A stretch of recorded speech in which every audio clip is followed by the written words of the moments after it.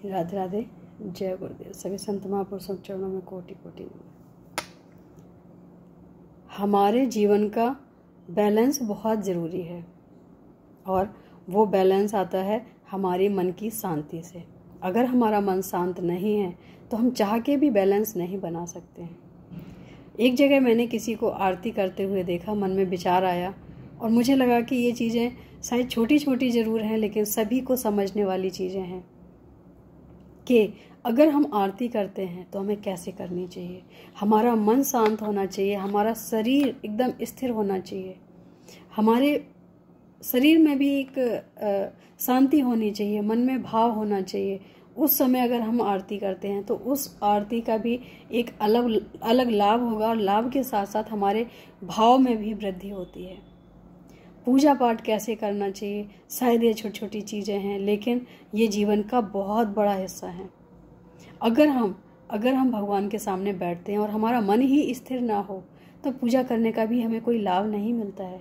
हम अपना समय ही बर्बाद करते होते हैं, लेकिन फिर भी लोग करते हैं, हम भी करते हैं, लेकिन वो जो मन शांत है वो कैसे होगा। जब भी हम पूजा करते हैं उस समय हमें सिर्फ और सिर्फ भगवान के बारे में सोचना होता है।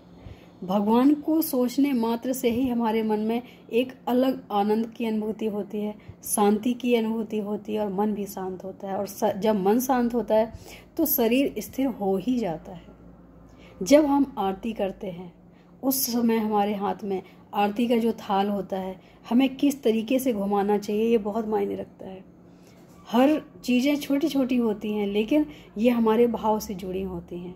अगर हम इनकी भाव को समझेंगे, हम इनके भाव को लेके चलेंगे तो हमारे जीवन में भक्ति भी आएगी, श्रद्धा भी आएगी, विश्वास भी आएगा।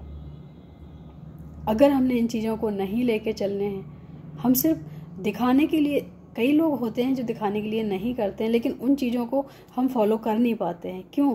क्योंकि हमें उन चीज़ों का पता ही नहीं होता है। जब हम पता करते हैं, उस चीज़ को मानते हैं तो शायद हम उन चीज़ों को समझ पाते हैं कि हमारे जीवन में कितना बड़ा हम धोखा खुद अपने आप से कर रहे हैं। क्योंकि हम वो चीज़ कर रहे हैं, दिल से भी कर रहे हैं, लेकिन उन चीज़ों का पता ही नहीं है। और जिन चीज़ों को पता ही ना हो उनको हम कैसे आगे ले जा सकते हैं। इसलिए अगर कोई भी चीज़ सीखने को मिलती है, कहीं पे भी सीखने को मिलती है तो हमें ज़रूर सीख लेना चाहिए। ये नहीं सोचना चाहिए कि हमें कोई छोटा सिखा रहा है या कोई हमें बड़ा सिखा रहा है, क्योंकि अनुभव जो आते हैं जीवन में वो उम्र देख के नहीं आते हैं। आप किस लाइन में कितना ज़्यादा जाने की कोशिश करते हो या आप किस लाइन में कितना गुण अपने आप को मंथन करने की कोशिश करते हो, ये सारी चीज़ें उस मंथन से निकल के आती हैं कि हमने क्या पाया है जीवन में, क्या हमें करना है, क्या नहीं करना है।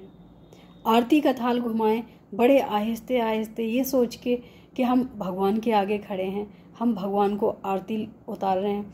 ये जो भी है अपने मन को साधो, अपने हाथों को साधो और अपने सोच को भी साधो। क्योंकि जब भगवान के सामने हम जाते हैं तो हमें जल्दबाजी नहीं करनी चाहिए। दुनिया के सामने जाके हम जल्दबाजी कर लेते हैं। कई जगह हमने देखा है, कीर्तनों में भी हम जाते हैं, हमने देखा है कि जो भाव अंदर होने चाहिए वो हमारे अंदर भाव अगर नहीं होते हैं तो जो आनंद हमें आना चाहिए वो हमें आनंद भी नहीं आता है। आनंद हमें कब आता है? जो हमारे अंदर भाव होता है। कीर्तन कराने वाले के अंदर भाव नहीं है तो हर समय यही बात बोलेंगे, जल्दी करो, हमें इस टाइम ख़त्म करना है, हमें ये करना है, हमें वो करना है। लेकिन जिसके अंदर भाव होगा वो ये कभी नहीं चाहेगा कि जल्दी ख़त्म हो कीर्तन। उसको लगेगा आनंद आ रहा है, एक और कर लेते हैं। तो ये जो आनंद है जब स्वयं करवाने वाला लेता है तभी करने वालों को भी आता है, क्योंकि वो टेंशन फ्री हैं। और उनसे अगर बार बार हमें कुछ सुनने को मिलता है कि जल्दी करना है, अब ये कर लो, अब वो कर लो, तो कहीं ना कहीं हम भी डिस्टर्ब हो जाते हैं। क्योंकि वो मन हमारा उनमें हो जाता है कि ये भजन भी, कीर्तन भी करवा रहे हैं तो इनको जल्दबाजी इतनी है, इससे अच्छा तो करवाना ही नहीं चाहिए।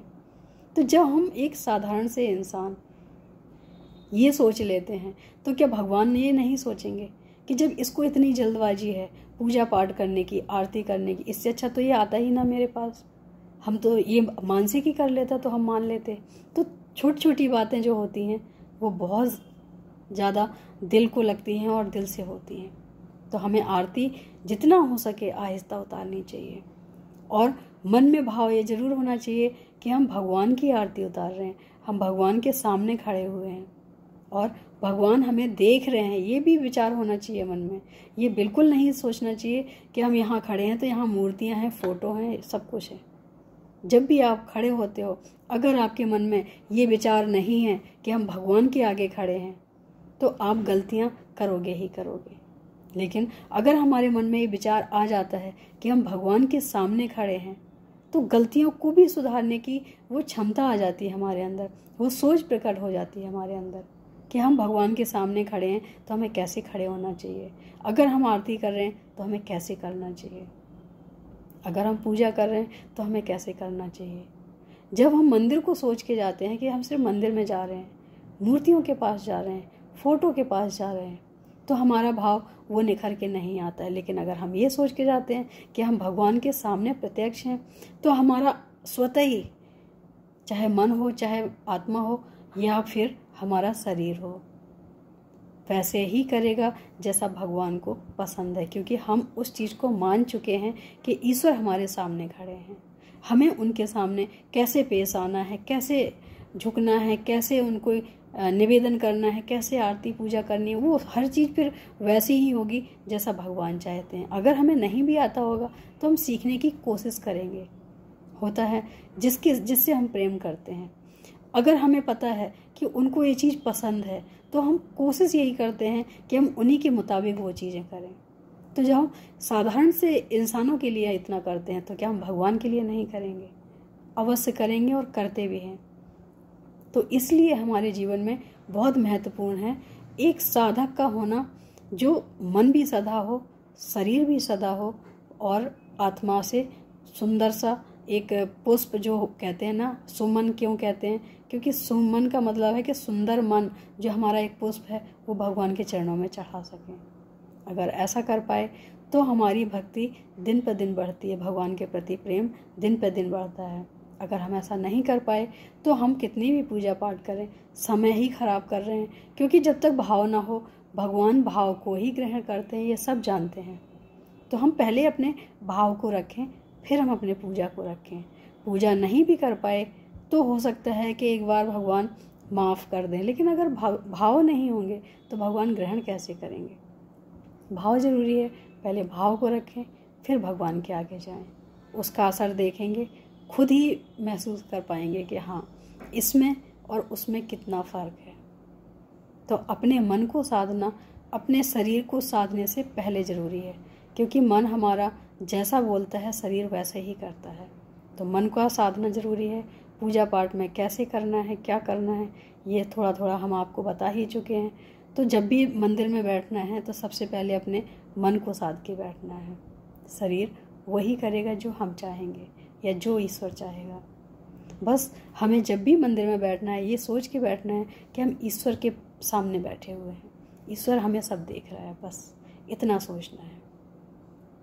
करके देखो, सुनने में उतना अच्छा नहीं लगता जितना करने में अच्छा लगता है। एक बार करोगे तो जान पाओगे कि हाँ, ये कितना आनंद देता है, ये कितने दुखों का हरण करता है। तब आनंद शुरू हो जाएगा जीवन का। आज के लिए इतना ही। राधे राधे। जय गुरुदेव।